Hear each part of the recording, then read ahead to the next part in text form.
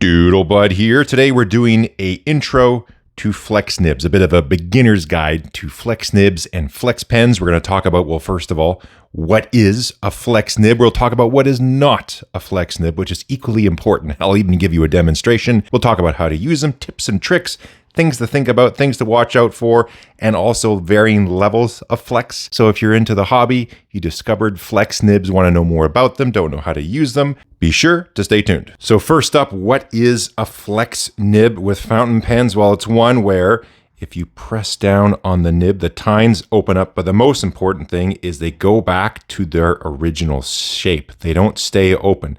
So what you do is you get a variable line width with that pen.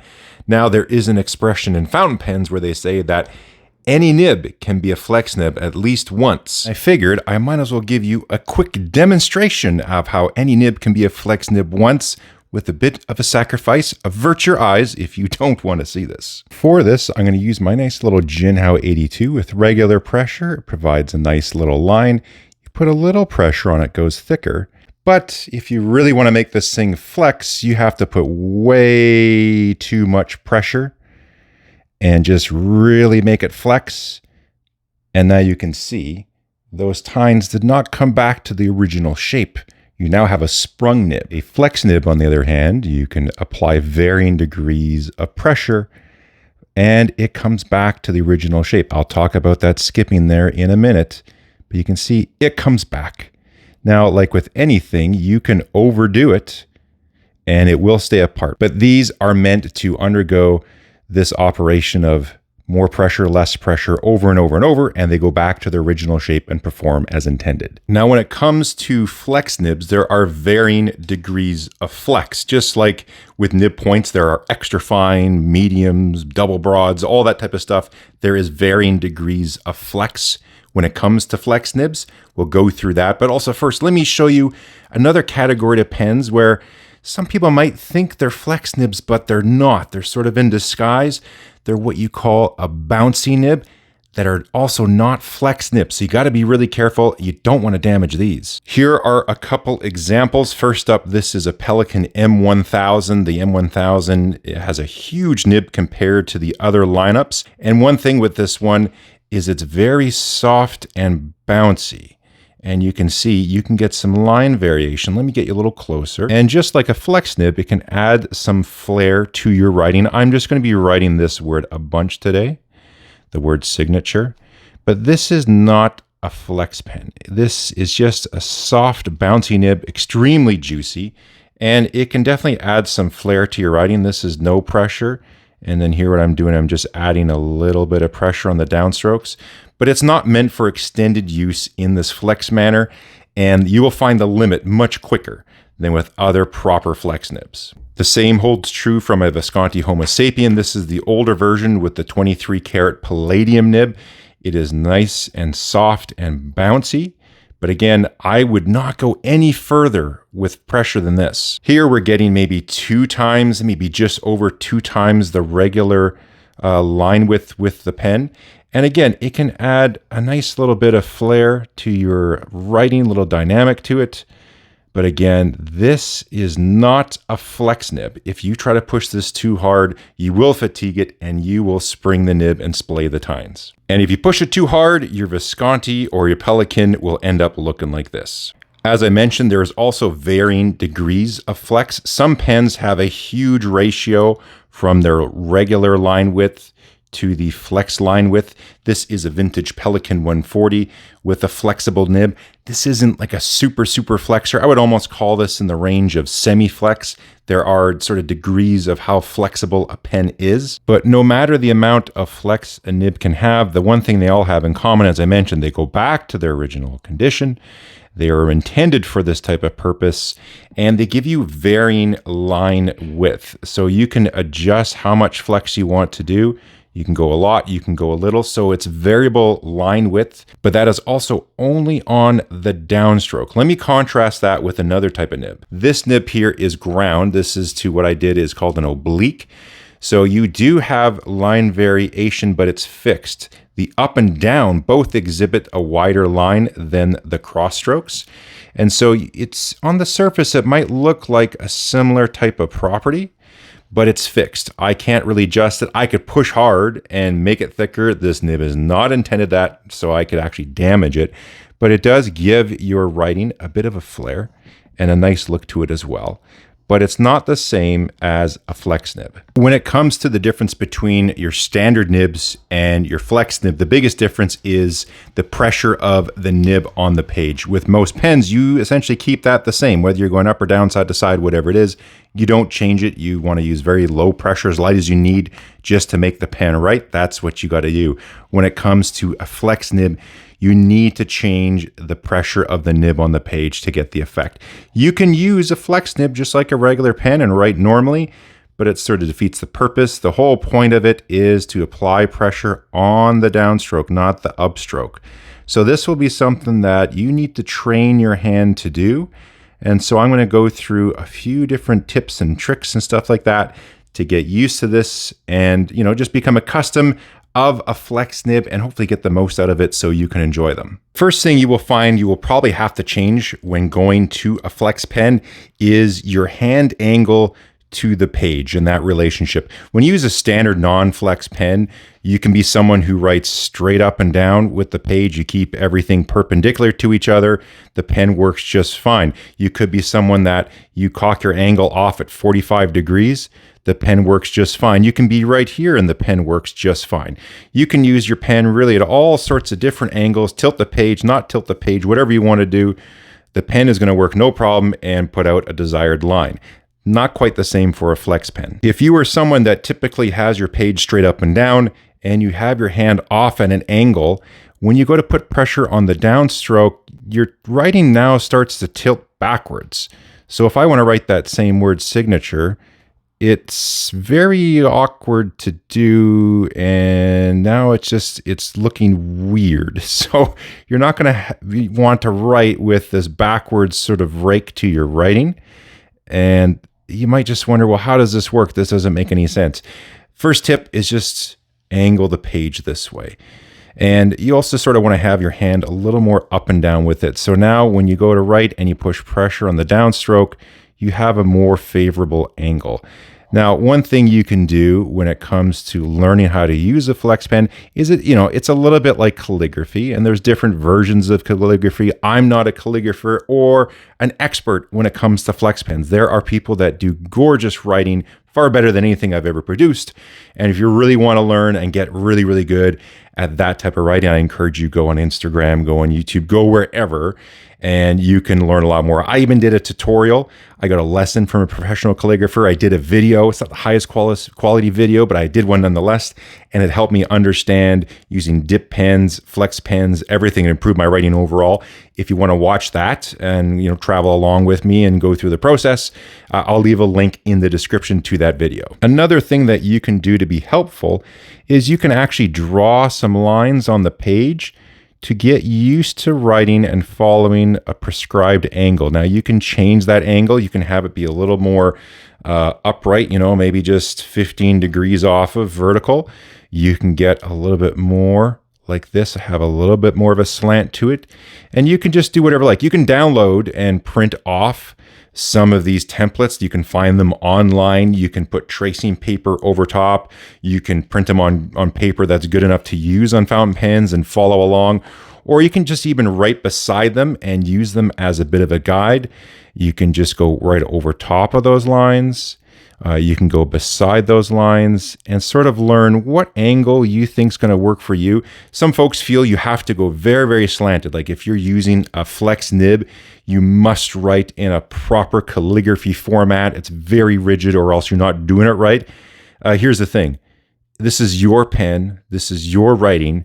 You can do whatever you want, just as long as you're enjoying what you're doing. So if you like a very steep angle like this here and that works for you, that's great. If this just doesn't work, you really can't seem to get your head around writing at that steep of an angle because you are typically more vertical, then go vertical. Modern calligraphy is much, much more vertical.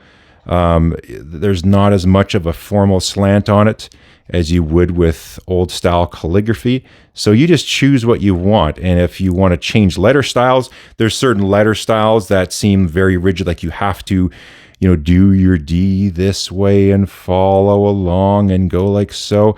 If that just doesn't work for you, you don't like the look of it, and you just really can't get your hand to go to that position, you're struggling, well, don't just struggle and struggle and struggle. You can come back to that and try it later, but just do whatever you like. If you just like doing your D that way, then do your D that way. There are definitely some lessons to be learned from calligraphy and learning even just some of the basic strokes. There are some warm-up strokes that you do when it comes to calligraphy to sort of get your hand and mind connected and learning the ratios. One thing you want to avoid with flexing, you don't always have to go to max flex. You sort of have to match the flex to the size of your characters, if that makes sense. If I'm writing fairly small, I'm just going to do a little bit of flex to it, just nothing too much. I'm not going to put out the full potential that this nib can do. You want to try your best to stay consistent across the board with all your letters, because if you change one letter over another, let's do this again with a little bit of flex, but then I'll over flex. Let's go crazy on the G, right? Well, that just doesn't look right now. Right? Yeah, not only is it a different size, it makes it tougher to read. So doing max flex on small writing, it just doesn't look as good as controlling it. So if you want to really go wide and have huge line variation, you are going to have to write much, much larger now. So going max flex all the time, yes, it can look really nice to just see how much line variation you can get and how much the nib can do. But you have to match it depending on the size and also what you're doing, or else it's not going to look good. So for most of the time when I'm doing my stuff and I'm using a flex pen, I'm not maxing out the pen. I'm just doing something to add a nice little flair to it and have a nice consistency. When you see videos of people using flex pens, probably the most common thing you see people do are these sort of figure eights. And it's actually a good practice stroke. It's teaching you how to be gentle on the up and engage the flex on the way down. But something you also need to keep in mind is you don't want to go full flex the whole way down. So for example, if I want to do the letter T and I go all the way max flex and then you're going to go into something else, it doesn't start to look good. You actually want to learn how to taper the stroke as you go. So like with the figure eights, you're not going to go max all the way down and then to your thin line and then all the way down. It's not looking very appealing. You have to learn how to go up and slowly engage it, max it out there, and taper near the bottom as you go. So you don't want to press the whole way down, max flex it the entire way. It's all about learning a little bit of hand control. What I'm going to do now is just show you the differences between some flex nibbed pens that I have. No doubt people will be asking, what's this pen? What's that pen? What's the ink? Check the description. I'll do my best to put as much information on there as possible so I can answer all of those questions. Just like with regular fountain pens, there are different nib materials. Well, same thing when it comes true for flex pen. So this is a Gravitas pocket pen, and this is not a full flex pen. As you can see here, it's a steel nib, but the slit is a little bit longer than normal, and it allows the nib to have a little bit of line variation to it. It's not a full flexure. This is not something I would go to right away if I want to master calligraphy, but it does give a nice little bit of flair. It's not particularly designed as far as the feed and other stuff as well. I'll talk about that in a moment, to be like a master flex pen that you're going to go to. It also now does require quite a bit more force to push down on, but you can have a nice little pen with a little bit of flair to your writing, and it's quite nice. Here we have a vintage flex pen. As I said, Pelikan 140, gold nib. Now, flex nibs are particularly designed differently than your regular non-flex nibs. It's not just the material. So some people will see a gold nib pen and assume, oh, it's flexible because it's gold and gold is soft.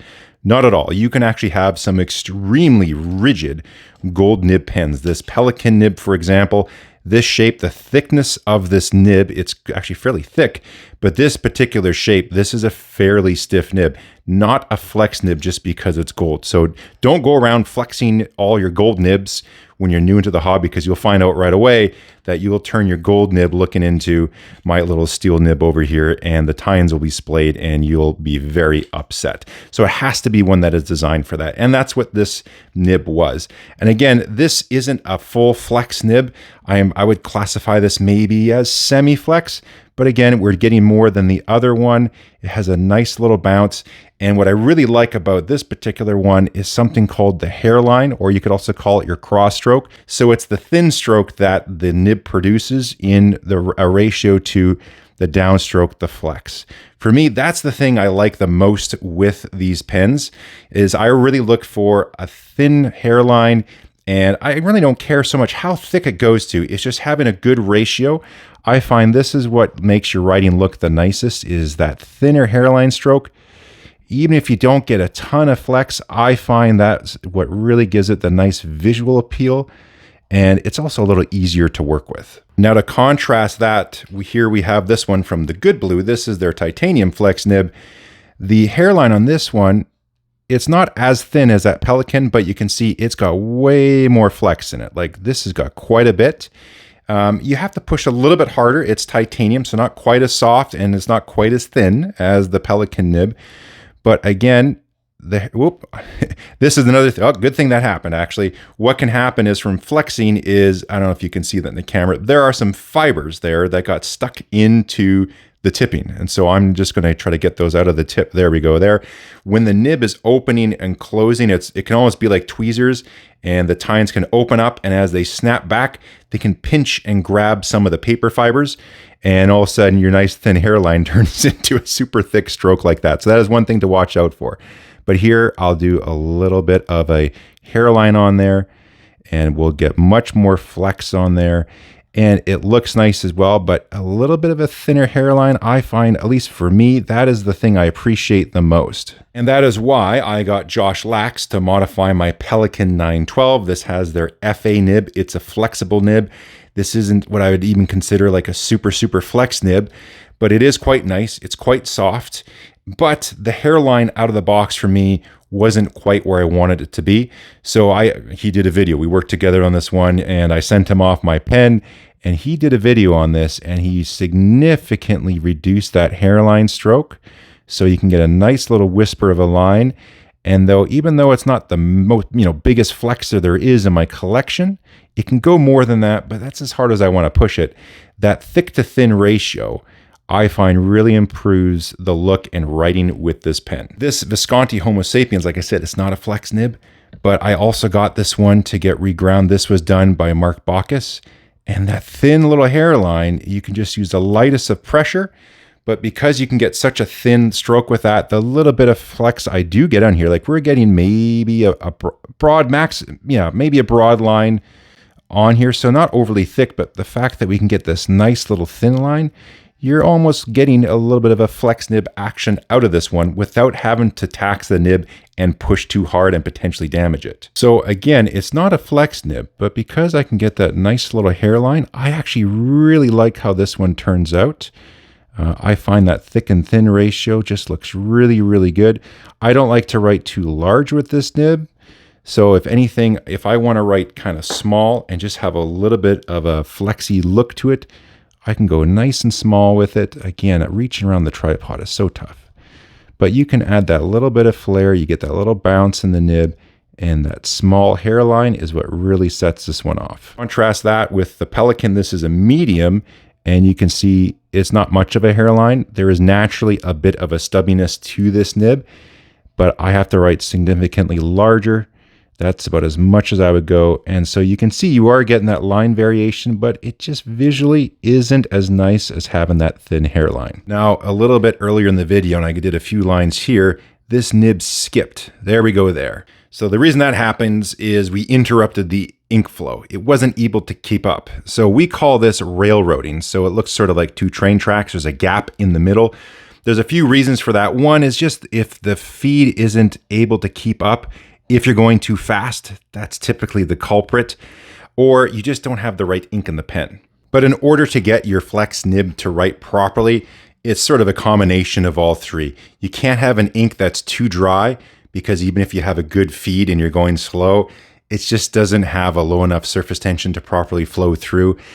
Same thing with, you can have the best ink and the best feed, but if you're just going way too fast, it won't keep up. So the key when it comes to flex writing, as I showed you, pressure on the downstroke, controlling how much your flex is, controlling that engagement, letting off when you go up on the upstroke, but also it's a combination of speed and ink and making sure that you have a feed that is sufficient. On this pen, for example, it came with the standard stock plastic ABS feed. I did a video on it. I had some issues with this one. Now, I was pushing it too much, but it still felt like the nib and feed weren't the right match. So I went ahead and I purchased an aftermarket feed for this pen from I think it's called the Flexible Nib Factory or Flexible Feed Factory, something like that. Again, I'll reference the video, but I did a feed swap on here. So now this has an ebonite feed that's on here. You can just see how wet and saturated it is. They have ones with multiple channels. So this has a 3-channel slit on here. And so now this thing really typically does not have any issues keeping up whatsoever. As long as I'm going not too fast and I put an ink in there that's really good, it's typically good. You saw it missed there a little bit. I probably should check to make sure I have enough ink in this pen. I didn't check that before the video. But if you keep a proper pace and you have an ink that's in there, you're going to be pretty good most of the time. And I just had a look and I have just a teeny bit of ink left in this pen. So that's probably the main source of that problem. If you are looking for an ink recommendation that I find works quite well for flex nibs, it would be this one here, Diamine Sargasso C. There are a lot of other inks out there that work perfectly fine with flex nibs and flex pens. And, feel free to go to the comment section. People will drop a lot of comments in this video, I'm sure, giving tips and tricks and other things. One of them I encourage people to do, if you have a really good performing ink that you find just works pretty much in all your flex pens, please leave a comment down there for others who are trying to find a good, reliable ink. I'm, prone to the color blue. I really like the color blue in general. If you've seen some of my other ink videos, I always have blues in there. But Sargasso C, I have been using this for a long time. This is my second bottle. It's getting about 3/4 of the way done. When it's empty, I'm going to buy it again. I like the color in general, but also it performs great when it comes to my flex pens. It essentially never lets me down. Since I'm giving a recommendation, let me give you another recommendation. There are pens on the market that have what they call flex nibs. So this is a Leonardo pen here, and it has what they call their flexible nib. I am not a big fan of these. This is essentially a regular Jowo nib. Here, let me grab one so I can compare. These are both the same nib. They're both Jowo nibs, number 6 size. They have the exact same Jowo feed, at least as far as I know. But you can see this one has some little cuts there on the side, and that's supposed to make it a flex nib. I'll be honest, it really doesn't do a great job. It adds a little bit of a bounce to it, but I don't find they can really handle much line variation, and it just doesn't really seem the feed keeps up. Other people might have better success with these, but for me, these types of nibs, when I see them with just teeny little cutouts and that little slit on the side, but it's in a standard feed, and now it's supposed to be a flexible nib, flex nib. I haven't had good success with these in the past, so I would go out and find a proper flex pen with a flex nib. First one I got in the hobby was the Noodler's Ahab. People complain about the smell. My sense of smell is not the best, so that didn't bother me at all. They are a tinkerer's pen. They are prone to some little bit of issues and stuff like that. The good news with them is, though, they're fairly cheap. You can also buy other tips for them too, other nibs, I should say. The one I have in here is untipped, so it's not inked right now, but it's fairly flexible. You can get some good flex out of it. I've done a bunch of flex nib comparison videos, so I don't want to repeat myself. Again, check my channel. Check the description. I'll put all sorts of video links and stuff in there so you can learn more and explore more. Look at other pen options. I've done flex off between different pens, all that kind of stuff. So I'm not going to repeat that. But this, I still would, recommend it. But beware that you're probably going to have to tinker with a little bit, do some adjustments. An alternative to the Ahab is one by Fountain Pen Revolution.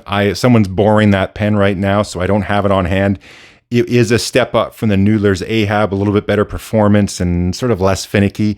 if you want to spend a few more dollars, Fountain Pen Revolution is definitely one to check out. But if you're looking for good modern day flex pens that perform quite well and don't really seem to have much trouble, it seems you have to shell out a good chunk of change these days. Here we have, this is one by the Good Blue. This one does quite well, has a polymer feed that he's made. I've had great success with that. The Pilot 912, as I showed before, the stock feed didn't do it, so I had to, pony up and get an aftermarket feed, and then it still wasn't where I want it, so I got it ground. That added up to quite a bit if you add in the total cost of the pen with all that work and aftermarket purchases. This is the Mag 650 for Magna Carta. Not cheap by any means. So for budget conscious folks, which essentially we all are, you shouldn't have to spend a ton of money to get a good flex pen. Like I said, there are some good options out there, but vintage is a really great place to look. As far as flex pens go, this actually just might be my favorite flex pen that I have in my entire collection. One, I'm a Pelikan fan. I like the looks of it. It's a nice little size, has good ink capacity, piston filler. That is one thing, you will be going through a lot more ink when it comes to writing with a flex equipped nib pen, because you're just putting more ink on the page. So having a little more ink capacity beyond just a regular converter, that is definitely a plus. So having something with a little bit greater ink capacity is quite nice, and they're fairly affordable. Like this vintage Pelikan with a nice, again, it's not crazy flexer, but it's got a nice line variation, has a nice hairline to it, is multiple times cheaper than these guys here. I think even a good chunk cheaper than what I got when we had to purchase a Good Blue pen. So I got this one secondhand.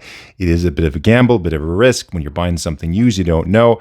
I encourage you, if you're not comfortable potentially having to do repair or tuning of a nib, purchase it off someone who does all this stuff professionally, and you pay a few dollars more, but it will most likely be worth it to you. I don't mind having to take a pen apart and work on it, as you've seen on my channel. So I took a bit of a gamble with this one, but it was in pretty good shape right out of there. And you can find some absolutely fantastic vintage flexible nibbed pens for quite reasonable prices, especially if you go off brand. It doesn't have to be the huge headline brands, like finding a vintage gorgeous Waterman with the ripple red body and a super wet noodle nib. That thing's going to set you back a lot of money. There's even some vintage Esterbrook flexible nibs that are steel to go in an Esterbrook J series. Nice and flexible, performs well, ebonite feed, very affordable pens. So there's part of the fun of vintage pens is the hunt, but also the flex nibs. This was the era where people actually used fountain pens and used flex nibs. So you can find some real gems out there. And I think if you want to get a really good flex pen and you're getting into it, there are some great modern options. I would say the Magna Carta is as close as I would say to true vintage flex in a modern day pen. But there is something about having a vintage pen in your collection, and especially when it comes to finding a flex nib. Covered a bunch. I'm going to wrap it up. I'm going to give you one more recommendation. I gave you an ink recommendation, actually another one too. Paper, that's going to be key. You can't use cheap, Staples copy paper. You need one, as I showed with, which one was it? This one. The tines, when they snap back, that's what snap back is called. If you've heard that term with flex nibs and don't know what it is, when it snap back, it can grab the page. So you have to have a good quality paper. I'm using Clairefontaine here. Rhodia is another good paper. There's lots of great papers out there, but if you're used to getting cheaper paper, because the paper can be expensive when you're using a lot of fountain pens doing lots of writing, you can't cheap out in your paper when it comes to flex nibs. It's not going to be a good time. Another recommendation is I wouldn't go as super soft flex nib for starting out. Get something in between. Personally, one of these pens here, like a titanium flexible nib, is actually a decent choice because it does require more pressure to get that line variation out of it. But I find it's easier to control because you have to be a little more meaningful with applying the pressure. Now, again, you can go do whatever you want. You don't have to listen to what I'm recommending, but a super soft pen as your first flex nib and, sort of getting used to it as a bit of a trainer, that might be a little bit tricky out of the gate and you might get a little bit frustrated. So finding one that might not have as much flex, might not be super soft, might be a better option to go with when you're first starting getting into flex pens. Something like a Noodler's Ahab, Fountain Pen Revolution. They got some really good ones and also fairly light pressure. They have steel and gold, and they are reasonable when it comes to the price tag. That's all I want to cover. I think this went way longer than I originally intended, but I thought I would just give you as much information as possible. Watch as much of this video as you want. My dad borrowed one of my Flex pens, not this one, but a different one. He wanted to try it out. He was having a heck of a time. He just couldn't get his head around it. So I thought, you know what? If he's having problems, there's probably a bunch of other people that are getting frustrated too. So I thought, let me do a video on just the basics and also some more in depth, and then how to use them, some tips, tricks, all that kind of stuff. What I'll do now is I'll switch to my other lens. So that's out of the way. And I'll quickly finish off with a little bit of a writing sample with a Flex pen. Hope you enjoyed the video. If you did, thumbs up, subscribe, potentially join, check the comments and description. We'll catch you next time.